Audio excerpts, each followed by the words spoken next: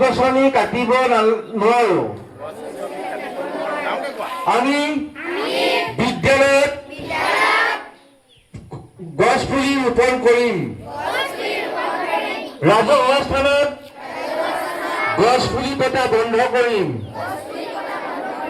বিদ্যালয়ৰ ওচৰে পাজৰে থকা